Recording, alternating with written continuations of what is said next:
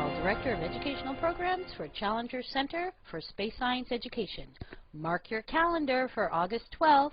The 2008 Perseid meteor shower peaks on that day, and it should be a really good show. You'll have to get up before dawn, recommends NASA's Bill Cook of the Meteoroid Environment Office at the NASA Marshall Space Flight Center. There should be plenty of meteors, perhaps one or two every minute. The source of the annual Perseid meteor shower is Comet Swift-Tuttle. Although the comet is far from Earth at this point in its orbit, currently beyond the orbit of Uranus, its trail of rock and ice debris stretches all the way back to Earth. Crossing the orbital path in August, Earth will be pelted by specks of comet dust hitting the atmosphere at 132,000 miles an hour. At that incredible speed, even a tiny speck of dust makes a beautiful streak of light as it disintegrates. These events are called meteors. There is often confusion about the widely used terms falling star or shooting star, but a meteoroid is not a star at all. It is just a small piece of a comet that has been left behind, crumbled off the comet due to heating as the comet comes closer to the sun. Most comets live in the deep outer reaches of our solar system, remnants of the original planetary nebula that formed early in our solar system's history. Jostled by small gravitational pulls as the solar system moves around the galaxy, proximity to another star or one of our own planets, some begin a long journey falling inwards towards our sun. Most comets sweep out long elliptical orbits around the sun, spanning hundreds or thousands of years, but some have had their orbits impacted by gravitational pulls from other objects in our solar system, such as moons or planets, and thus end up with shorter orbits, like Comet Halley, which drops by Earth every 75 years. Earth in its orbit around the sun crosses paths with many comets, occasionally even in person. Remember the dinosaur extinction? But usually we meet just their debris. The terms meteor, meteorite, and meteoroid are often used interchangeably, but are very different things.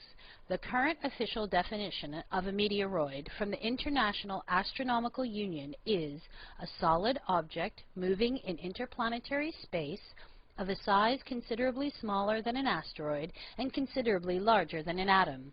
A meteoroid is a small sand to boulder-sized particle of debris in the solar system. The visible path of a meteoroid that enters Earth's or another planet's atmosphere is a meteor, commonly called a shooting star or falling star.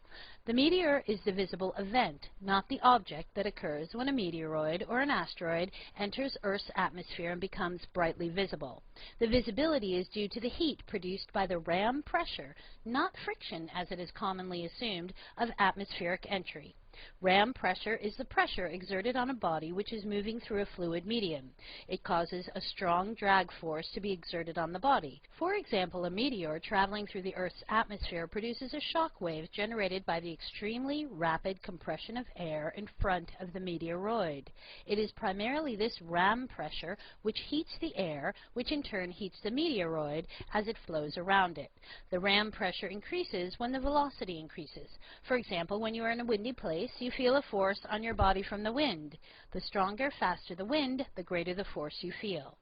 A meteorite is a portion of a meteoroid or asteroid that survives its passage through the atmosphere and impact with the ground without being destroyed. Meteorites are sometimes, but not always, found in association with impact craters. During energetic collisions, the entire impactor may be vaporized, leaving no meteorites at all. Because Comet Swift-Tuttle's meteors streak out of the stellar constellation Perseus, they are called Perseids.